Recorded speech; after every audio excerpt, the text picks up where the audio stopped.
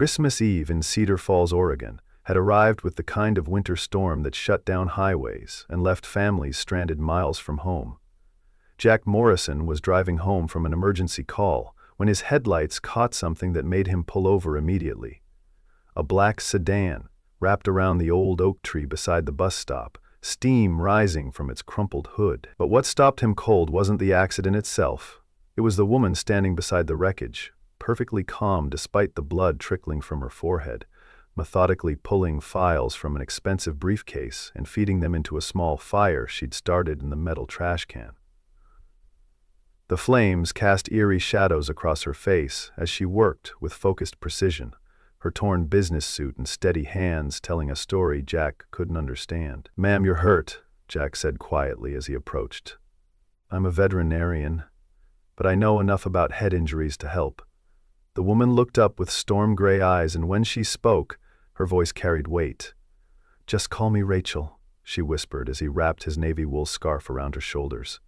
"And don't tell anyone you saw me." The ride to Cedar Falls General took 30 minutes through streets blocked by fallen trees and emergency vehicles. Rachel sat quietly, occasionally touching the soft wool of Anna's scarf, the last thing his late wife had knitted, embroidered with 5-year-old Emma's tiny handprint.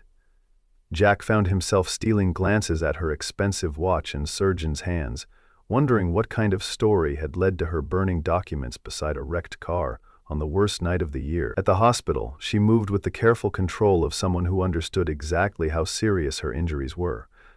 "This scarf is beautiful," she said, as they waited. "Your wife made it?" Jack felt the familiar tightness when strangers assumed Anna was still alive. "She did, 2 years ago." Rachel's expression softened with recognition of loss. As the nurse called her name, she tried to return the scarf, but Jack shook his head. "Keep it tonight. Bring it by my clinic tomorrow if you want. Morrison Veterinary on Oak Street." She clutched it tighter, and Jack found himself hoping tomorrow would bring answers to questions he didn't know how to ask. Jack had moved to Cedar Falls after Anna's funeral, seeking slower pace and community support for raising 5-year-old Emma alone. The transition from big city veterinary practice to small-town life had wrapped them in warmth that they desperately needed. His days followed comforting rhythm. Wake at 6, make Emma's favorite animal-shaped pancakes, drop her at kindergarten where she charmed everyone with Anna's gift for finding magic in ordinary things, treat everything from prize cattle to elderly cats, pick up Emma for playground adventures, then home for dinner and bedtime stories about princesses who solved problems with kindness. The routine kept him grounded, gave structure to days that might dissolve into grief. Emma had adapted better than he had, making friends easily and covering their refrigerator with colorful artwork. But sometimes Jack caught her staring out windows with expressions too serious for her age, thinking about the mother she barely remembered and the baby brother who never got to be born. Those moments reminded him that healing wasn't something you achieved once. It was something you chose again and again, day after day, until choosing became as natural as breathing. 3 days later, Rachel appeared at his clinic, carrying a wicker basket smelling of fresh coffee and homemade muffins. She looked different in civilian clothes, dark jeans and green sweater that brought out her eyes, the cut on her forehead now just a thin line. "I brought breakfast," she said, setting the basket down with graceful efficiency. "And I washed your scarf. I hope you don't mind that I mended a small hole near the hem." Jack accepted the carefully folded scarf, noticing the repair work was nearly invisible, precise, delicate stitching requiring both patience and skill. "You didn't have to do all this," he said, touched by the gesture. "Actually, I did," Rachel replied with a smile that transformed her face. "I'm Rachel Martinez. I'm new in town, and I was hoping you might know if anyone needs help with medical care. For animals, I mean. I have some experience." Jack studied her face, noting how she said "some experience," like it was both true and vast understatement. Something about her careful word choice and confident posture suggested much more to her story than she was ready to share. Over the following weeks, Rachel became a regular presence, arriving mornings with coffee and staying to help with cases. Jack quickly discovered her "some experience" claim had been modest to the point of comedy.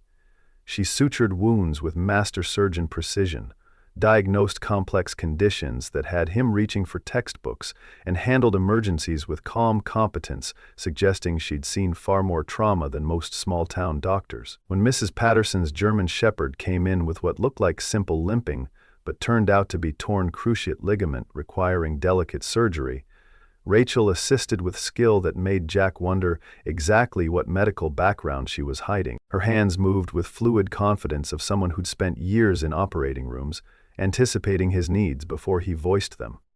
"Where did you learn to handle surgical instruments like that?" he asked afterward. Rachel paused while sterilizing a scalpel, expression suddenly guarded. "YouTube," she said with a smile that didn't reach her eyes. "You'd be amazed what you can learn online." Jack raised an eyebrow but didn't push, recognizing the careful deflection. "That must have been some very detailed tutorial," he said gently, letting her know he was available whenever she was ready to share her real story. The first time Rachel met Emma, Jack was running late after complicated calving. When he finally returned to the clinic, he found Rachel sitting cross-legged on the floor with his daughter, both absorbed in repairing Emma's worn teddy bear. Emma clutched Mr. Teddy, while Rachel carefully stitched a tear in his side with the same precision she brought to animal surgery. The scene hit Jack like a physical blow, not painful, but beautiful beyond belief. "The important thing," Rachel was saying softly, "is making sure Mr. Teddy knows he's loved even when hurt. Sometimes being broken doesn't mean worthless, just means we need extra care." Emma nodded solemnly, tracing the new stitches. "Mama used to say that too. She said broken things can be more beautiful when fixed with love." Rachel's hands stilled, and Jack saw her blink back tears. "Your mama sounds very wise," she said, "and I bet she was right about many things." When Emma saw Jack in the doorway, her face lit up. "Daddy!" Miss Rachel fixed Mr. Teddy. "And she knows the same medicine as you, but for people." Rachel stood, and Jack caught a glimpse of longing in her expression as she watched Emma hug her repaired bear with fierce gratitude. As autumn deepened into winter, the three fell into rhythm that felt natural and miraculous. Rachel arrived each morning with coffee and stories for Emma about previous travels, though remaining carefully vague about specifics. Evenings often found her at their house on Elm Street, helping Emma with homework while Jack finished paperwork, sharing simple dinners that somehow tasted better than any meal since Anna's death. Emma adored Rachel with uncomplicated childhood enthusiasm, asking endless questions about medicine that Rachel answered with patient humor. "Miss Rachel, why do people have different colored eyes?" Emma would ask, and Rachel would launch into age-appropriate genetics explanations, complete with silly voices that made Emma giggle. Jack found himself looking forward to these domestic moments with intensity that both comforted and worried him. It had been so long since he'd imagined a future including anyone beyond himself and Emma. But pieces of Rachel's story didn't quite fit. Her car was modest Honda, but her watch definitely wasn't. Her phone rang constantly with calls she always declined, muttering about hospital administration, before turning the device face down with increasing frustration.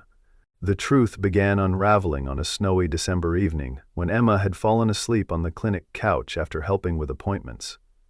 Jack and Rachel were cleaning surgical instruments in comfortable silence when her phone buzzed with a text that made her face pale.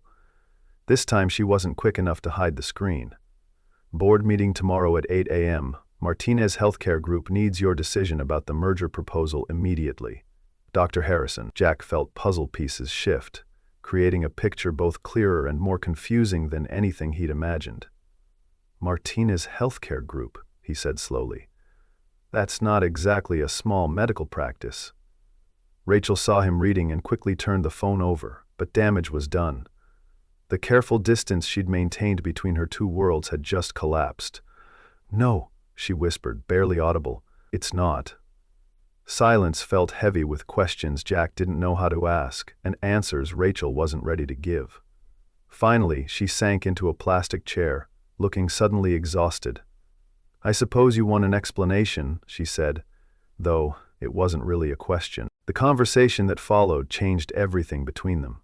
Rachel told him about Martinez Healthcare Group, not just where she used to work, but the company she owned, the empire her father had built from nothing before leaving it all to her when he died 5 years earlier. She described the crushing weight of running a multi-billion-dollar corporation employing thousands across 3 states, board meetings that felt like battles, and constant pressure to choose profit over compassion. "I inherited more than money, Jack," she said, voice growing stronger. "I inherited responsibility for every person depending on our hospitals for livelihood, every patient needing care they can't afford, every community that would lose their only medical facility if I make wrong financial decisions." Jack listened without interrupting, beginning to understand why she'd seemed so lost that night at the bus stop. She told him about 7-year-old Danny who died during routine heart surgery, how media turned medical tragedy into public spectacle, and how she'd walked away rather than face failing another child. "I've been driving around the country for months," she admitted, "trying to figure out who I am when I'm not Dr. Rachel Martinez, CEO extraordinaire. Trying to learn how to heal again instead of just managing other people's healing attempts." When she finished, Jack reached across and took her hand, feeling surgeon's calluses and slight tremor. "I'm sorry," he said simply. "For Danny, and for everything you've been carrying alone." 3 weeks later, their peace shattered when Dr. Marcus Harrison arrived with 2 black SUVs and corporate lawyers who looked like boardroom drama characters. Jack was removing a benign tumor from a golden retriever when he heard voices. Rachel's tense and defensive, a man's carrying boardroom authority. When Jack came out front, he found Rachel facing corporate intervention, with Emma hiding behind the reception desk, sensing something frightening was happening. "Rachel, this charade has gone on long enough," Marcus was saying. "Martinez Healthcare Group is hemorrhaging money without proper leadership. Stock prices are down 37% since you disappeared, and we're facing shareholder lawsuits." A lawyer slid a thick folder across the desk. "Miss Martinez, these documents require your immediate return to active corporate leadership. As majority shareholder and CEO, you cannot abandon fiduciary responsibilities without serious legal consequences." Rachel's face was pale but determined. "I told you I needed time to reassess the company's direction. Just because I'm not in a Portland boardroom doesn't mean I've abandoned anything." Marcus noticed Jack and extended his hand, with practiced charm that felt threatening. "Dr. Morrison, I presume? I'm Dr. Marcus Harrison, Chief Medical Officer at Portland Medical Center and interim CEO of Martinez Healthcare Group. I'm here to bring our CEO home." The emphasis on "our CEO" made Jack's stomach clench. This wasn't just about a job, but about a woman whose wealth and power made her completely different from the person who'd been healing animals and reading bedtime stories to his daughter. The confrontation was swift and devastating. Marcus laid out exactly what Rachel's disappearance had cost. Hospitals forced to close in rural communities, medical research programs canceled, specialized treatment centers unable to operate without strategic leadership. "Do you understand what you've done?" Marcus asked, voice rising. "Dr. Morrison, your friend here isn't playing hooky from some corporate job. Rachel controls a healthcare empire worth over $2 billion. She employs 15,000 people across 3 states. Her personal crisis has real consequences for real families depending on our payroll." Jack felt like drowning, struggling to reconcile the woman who'd stitched Mr. Teddy with the CEO whose decisions affected thousands of lives. The numbers made his head spin. $2 billion, 15,000 employees, hospitals in 3 states. It was like discovering his quiet neighbor was actually a world leader in disguise. Rachel stood perfectly still, but Jack could see responsibility settling on her shoulders like physical burden. Marcus wasn't wrong. Rachel did have responsibilities extending beyond personal healing, and her absence was affecting real people in ways that mattered more than any individual's self-discovery journey. When Marcus finally paused, the silence felt deafening, broken only by Emma crying behind the reception desk, overwhelmed by emotions she couldn't understand but felt in every adult face. Emma's tears broke through the standoff like sunshine through storm clouds, reminding everyone that innocent casualties existed in grown-up battles. Rachel immediately went to Emma, kneeling behind the desk and gathering the frightened 5-year-old into her arms with natural protectiveness. "Hey, sweetheart," she said softly, smoothing Emma's hair. "It's okay. Sometimes grown-ups talk about serious things, but nothing bad will happen to you or your daddy." Emma looked up with trusting eyes and asked the words that would change everything. "Are you going to leave us, like Mama did?" The question hit like a physical blow, cutting through legal documents and financial projections to what really mattered. Rachel's breath caught, tears flowing as she realized her personal crisis had expanded to include people she'd never meant to hurt. "Oh, sweetheart," she whispered, holding Emma closer. "I would never want to leave you and your daddy. But sometimes grown-ups make very difficult choices about helping the most people possible." Marcus chose that moment to play his final card. "Rachel, we've prepared a generous settlement package for Dr. Morrison and his daughter," he said, pulling another document, enough to ensure Emma's college education and comfortable retirement. "All you have to do is come home and resume CEO responsibilities. Everyone wins." The implication was clear. Rachel's new life was a luxury she couldn't afford, and the people she'd grown to love were obstacles that could be bought and removed. "Get out," Jack said quietly, his voice carrying authority that comes from knowing exactly where you stand. "Take your money and documents and get out of my clinic." Marcus looked genuinely surprised, as if he'd never encountered someone who couldn't be bought. "Dr. Morrison, I think you're not understanding what we're offering here. This isn't some small-town practice. This is generational wealth, enough to ensure your daughter never wants for anything." Jack stepped forward, positioning himself between Marcus and his family, because that's what Rachel and Emma had become. "You're right, I don't understand," he said, voice growing stronger. "I don't understand how you reduce a human being to a balance sheet. I don't understand how you look at a 5-year-old and see a problem solved with money. And I definitely don't understand how you claim to care about Rachel's well-being while treating her like property." Rachel stood slowly, still holding Emma, and Jack could see something changing in her posture, a straightening, suggesting she was remembering who she'd been before fear and guilt bent her down. "Marcus," she said, voice carrying an unmistakable tone of someone making final decisions. "I'll give you my answer in 24 hours, but right now, leave these people alone. This conversation is between you and me." Marcus nodded curtly, clearly displeased. 24 hours, Rachel. After that, the board will take more drastic measures." As his team filed out, Jack felt like he'd survived a natural disaster, but knew the real storm was just beginning. That evening found Jack and Rachel on her apartment porch, watching snow fall on quiet Cedar Falls streets while Emma slept safely at home, worn out by emotional upheaval. Rachel wore Anna's scarf again, wrapped tightly as if it could shield her from the decision she faced. "You're going back," Jack said, not a question, because they both knew there was really only one choice.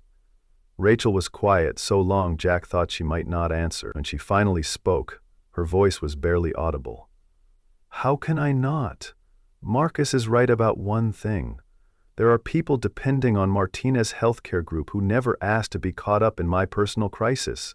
Patients needing surgery, employees needing paychecks, communities depending on our hospitals for basic care." Jack felt something cold and heavy settle in his chest, but forced himself to think about what Rachel needed rather than what he wanted. "Is that what you think you've been doing here? Having a personal crisis?" Rachel turned to look at him, eyes bright with unshed tears. "Haven't I? What we do here is important, but it's not the same as running a healthcare empire. It's not saving children's lives or keeping hospitals open in underserved communities."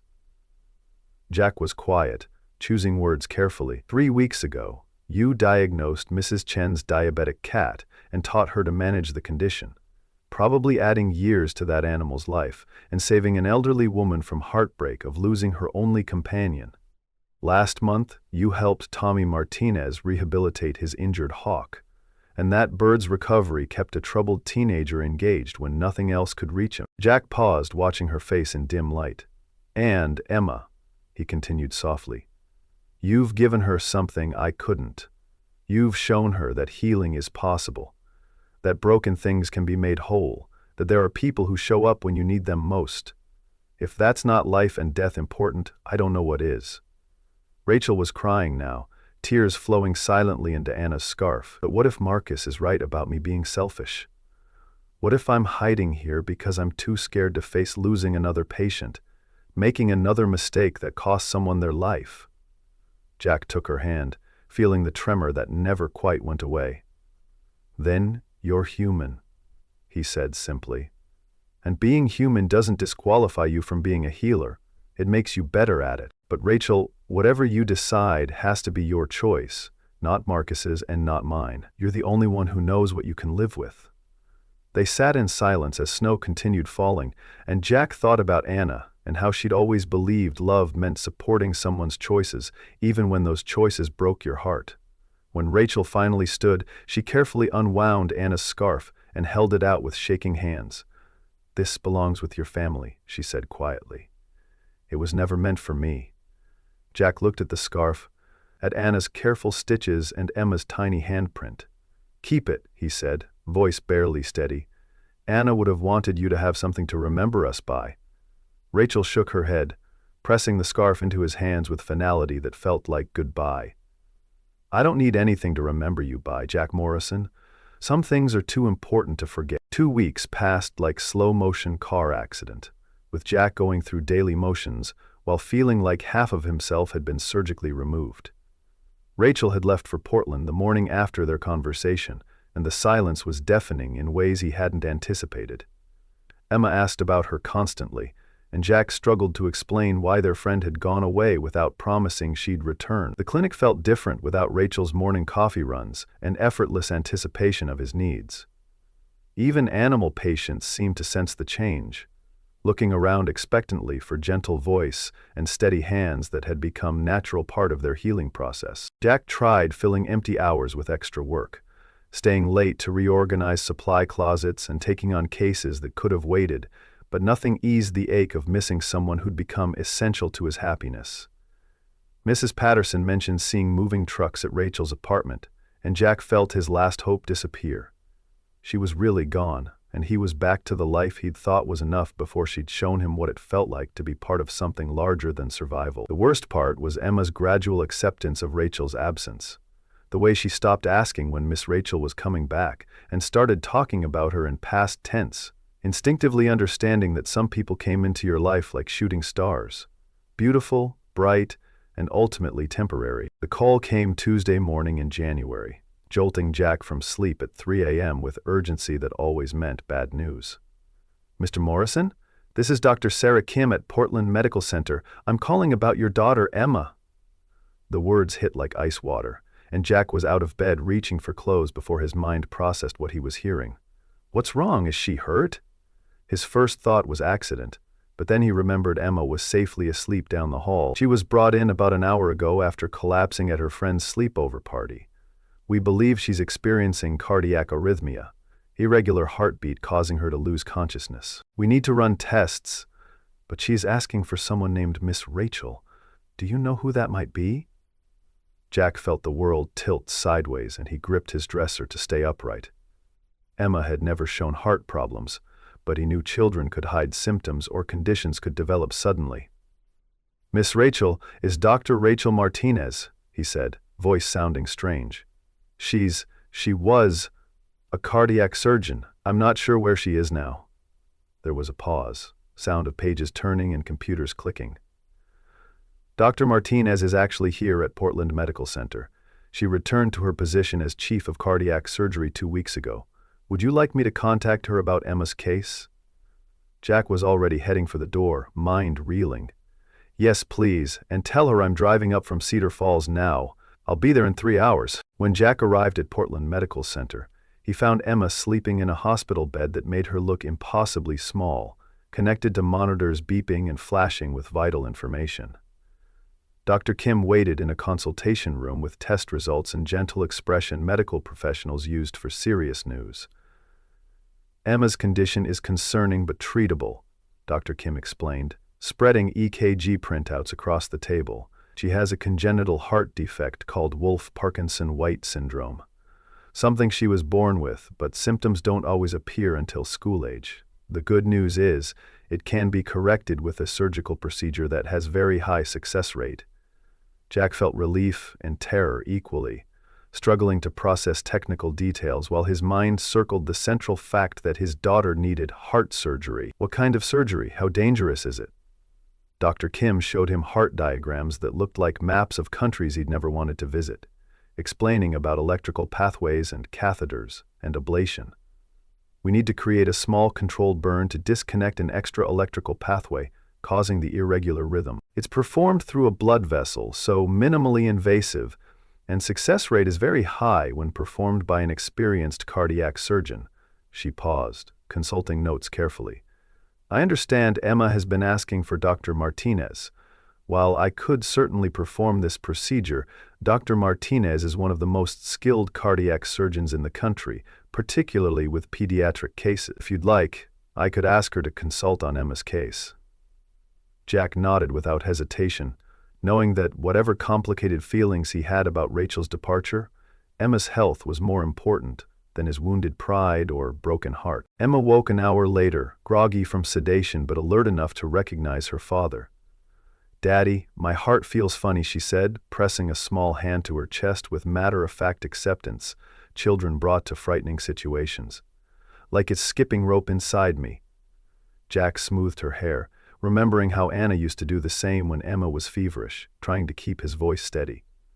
"The doctors are going to fix it, sweetheart. You're going to be just fine." Emma's eyes brightened with interest rather than fear, and Jack marveled at his daughter's resilience. "Is Miss Rachel here? I dreamed she was singing to me." Jack felt his throat tighten with emotions he couldn't name. "Dr. Kim is trying to call her, but even if she can't come, there are other very good doctors here who can help you get better." Emma nodded seriously, but Jack could see disappointment, and he found himself praying that Rachel would agree to see them, that whatever had driven her from Cedar Falls wouldn't prevent her from helping his daughter when she needed it most. Before he could say more, there was a soft knock on the door, and Rachel appeared in the doorway, wearing scrubs and the focused expression Jack had learned to associate with medical emergencies. "I hear someone's been asking for me," she said gently, moving to Emma's bedside with fluid grace of someone who belonged in hospitals. Emma's face lit up with pure joy. "Miss Rachel, I knew you'd come. My heart is broken, but now you can fix it." Rachel sat on the bed's edge, taking Emma's small hand in both of hers. "Well, let's take a look at what's going on, shall we?" The surgery was scheduled for the next morning, and Rachel spent the evening going over Emma's test results with intensity that reminded Jack why she'd become chief of surgery at such a young age. "The pathway we need to ablate is in a tricky location," she explained as they stood outside Emma's room. "It's close to the normal electrical system, so it requires a very steady hand and precise timing. But I've done this procedure dozens of times, and Emma's anatomy is actually quite favorable." Jack nodded, trying to process technical details while fighting waves of parental anxiety. "Is there any chance of complications?" Rachel was quiet for a moment, and Jack appreciated that she didn't try to sugarcoat reality. "There's always risk with any procedure involving the heart, but the biggest risk Emma faces is not having the surgery. Without treatment, her episodes will get worse and more frequent." She looked through the window at Emma, who was coloring with focused concentration. "Jack, I need you to know that if you'd rather have someone else perform the surgery, I'll understand, completely. Dr. Kim is excellent, and there are other cardiac surgeons here who could—" Jack cut her off. "Emma asked for you. That's all I need to know." Rachel's eyes filled with tears. "What if something goes wrong? What if I can't save her?" Jack saw the shadow of Danny, the 7-year-old boy whose death had driven Rachel from surgery, cross her face. "Then you'll have done everything humanly possible, and that will have to be enough. But Rachel, you've already saved her in ways that have nothing to do with surgery. You've shown her that broken things can be healed, that people who care about each other show up when it matters. That's not nothing." The morning of surgery arrived gray and cold, with snow falling steadily outside hospital windows. Rachel appeared in Emma's room at 6 a.m., looking calm and professional despite the weight of what lay ahead. "Good morning, sunshine," she said to Emma, who was trying to be brave but couldn't quite hide her nervousness. "Are you ready to get that heart of yours running smoothly?" Emma nodded, then reached under her pillow and pulled out Anna's navy scarf. "I wanted to bring this with me, for luck." Jack started to object. Hospital protocol wouldn't normally allow personal items in surgery, but Rachel held up a hand. "Actually, I think that's a wonderful idea. Would you like me to keep it safe for you during the procedure?" Emma handed over the scarf with the solemnity of someone entrusting a precious treasure. "It has magic in it," she whispered. "Mama Anna put love stitches in it, and then Miss Rachel fixed it with more love stitches, so it has extra protection." Rachel accepted the scarf with appropriate gravity. "I'll take very good care of it, and I'll take very good care of you too." As the surgical team wheeled Emma toward the operating room, she called out to Jack, "Tell Miss Rachel to remember about the love stitches." Jack nodded, throat too tight to speak, and watched his daughter disappear through double doors with the kind of trust that only children possessed. The next 4 hours were the longest of Jack's life. He paced the surgical waiting room, drank terrible coffee from vending machines, and tried not to think about all the ways things could go wrong.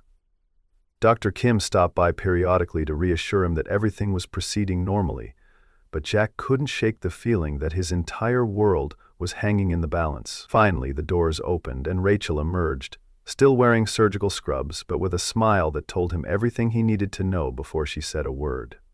"She did beautifully," Rachel said, sinking into a chair beside him with exhausted relief of someone who'd just completed a marathon. "The pathway was exactly where we expected it to be, and the ablation was textbook perfect. Her heart rhythm is already normal and it should stay that way for the rest of her life." Jack felt tears he hadn't even known he was holding back stream down his face. "She's really okay?" Rachel nodded, reaching into her pocket and pulling out Anna's scarf. "She asked me to give this back to you when she woke up. She said the love stitches worked exactly like she knew they would." Jack took the scarf, noting it smelled faintly of antiseptic but somehow still carried the essence of all the people who had loved it. "Can I see her?" Rachel stood up, steadying herself against the chair with hands that trembled slightly from exhaustion and relief. "She's in recovery now, but she should be awake in about an hour." The conversation that followed took place in a quiet corner of the hospital cafeteria, over coffee that was marginally better than the vending machine variety. Rachel's hands wrapped around her cup as if drawing strength from its warmth, and when she finally spoke, her voice carried a weight that made Jack lean forward.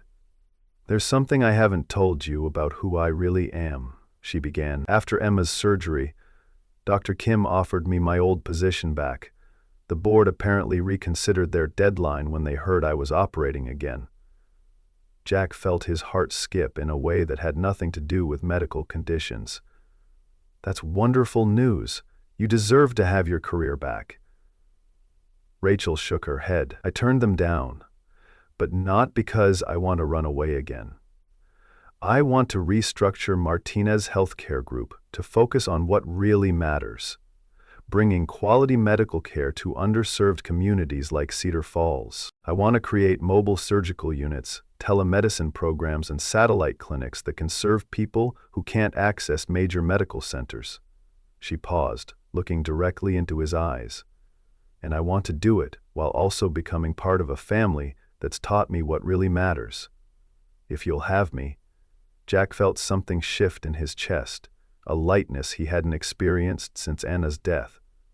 "Are you sure? You'd be giving up a lot." Rachel reached across the table and took his hand, her surgeon's fingers intertwining with his in a way that felt like coming home. "I'd be gaining everything that matters, a purpose that feeds my soul, work that makes a real difference, and, if you'll let me, a chance to help raise the most remarkable little girl I've ever met." Jack squeezed her hand, thinking about Anna and the way she'd always believed that love multiplied rather than divided when shared. "I think Emma would like that very much, and so would I." 6 months later, Cedar Falls had become the model for rural healthcare that Rachel had envisioned. The Martinez Healthcare Group's pilot program had expanded to include satellite clinics in neighboring towns, mobile surgical units bringing specialized care to remote areas, and a telemedicine network connecting small-town doctors with specialists in major cities. Rachel split her time between hands-on patient care and running the company. But she'd restructured Martinez Healthcare to prioritize community impact over pure profit, a decision that had initially terrified the board, but ultimately proved both financially and ethically sound. The Morrison family had quietly expanded to include Rachel in ways that felt both natural and miraculous, though they'd never felt the need to make their arrangement official with paperwork or ceremony. Emma, now 6 and fully recovered from her surgery, had appointed herself as the unofficial ambassador of the Cedar Falls Medical Campus, equally comfortable explaining veterinary procedures to curious visitors and helping elderly patients navigate the new telemedicine equipment. Anna's navy scarf hung in a place of honor in their living room, but it was no longer a monument to loss.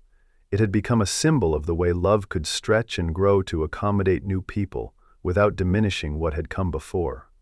On quiet evenings, Jack would find Rachel, reviewing expansion plans for the rural healthcare program, while Emma practiced the surgical knots Rachel had taught her, and these moments filled him with a contentment he'd thought was lost forever. Sometimes the greatest transformations happen not when we rescue others, but when we allow ourselves to be found by someone who sees past our titles and bank accounts to the person we're meant to become.